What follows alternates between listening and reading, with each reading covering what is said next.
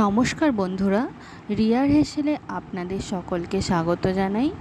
আজকের রেসিপি কাতলা মাছের তেলের চচ্চড়ি। এটি খুব সহজ একটা রেসিপি। প্রথমে আমি কয়েকটা পেঁয়াজ এবং বেশ কয়েকটা কাঁচা লঙ্কা কুচিয়ে নিয়েছি। অন্যদিকে মাছের তেলটা পরিষ্কার করে ধুয়ে নিয়েছি।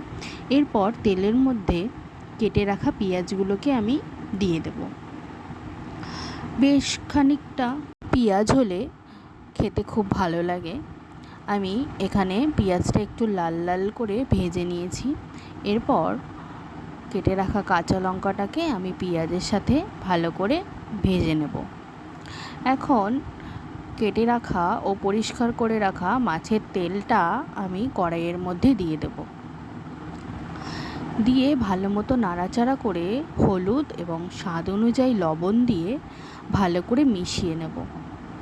দেখুন, জমাট বেঁধে থাকা তেলগুলো কড়াইয়ে দেওয়ার পর ভালো করে গলে গেছে এবং মাছের পটকাটাও সুন্দরভাবে গলে গেছে। আমি খুন্তির সাহায্যে টুকরো টুকরো করে কেটে নিয়েছি।